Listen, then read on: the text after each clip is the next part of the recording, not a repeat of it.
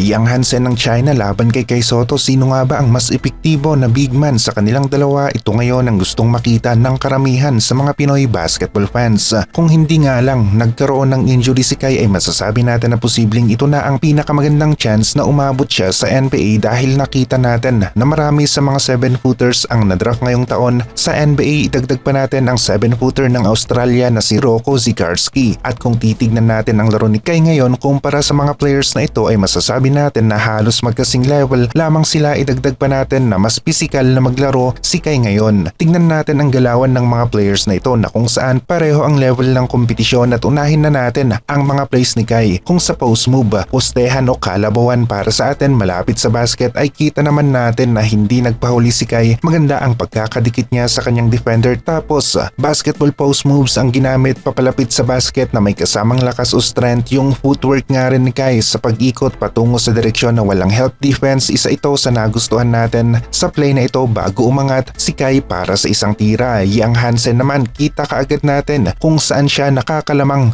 ng konti kay Kai at sa obserbasyon natin sa play na ito, Yang Hansen nasa taas, humingi ng isolation play. 1-on-1 ang labanan kontra sa kanyang defender, drive papunta sa kanyang left side. Itong si Yang Hansen biglang umikot sa kanyang right side, nakalapit ng todo sa basket para sa isang layup. Huling-huli na ang kamay ng defender sa play na ito para sa depensa. Dito pa lamang masasabi ko na mas angat ng konti ang kanyang footwork. Napipihit niya ito ng mabilis para sa mga spin move. Maging sa play na ito, pa-drive si Hansen sa basket, left na kamay ang ginamit sa pag-dribble, biglang ikot na naman sa kanyang right side at nalito na ang defender, hindi na nakasabay kay Yang Hansen. Dinakdak ang bola. Isa nga siya sa gumulat sa mga commentators natin sa NBA, kagaya na lamang ni Stephen A. at hindi nila inaasahan na madadraft nga itong si Yang Hansen sa first round ng NBA Draft 2025. Kai Sotto naman mas solid na shot blocker kumpara kay Yang Hansen. Mas napapansin si Kai sa kanyang pagiging isang rim protector at dito naman nakakaangat si Kai yung timing niya sa pagbutata sa tira ng mga kalaban. Mas solid ang kanyang depensa. Rocco Zikarsky ng Australia, isa sa napili sa NBA Draft 2025, second round pick number 45 at pinili siya ng Minnesota Timberwolves. Merong height na 7'3" at ito ang mas malapit at hawig nga dito kay Kai, isang rim protector. Taas ng inangat ni Rocco sa play na ito para sa isang block.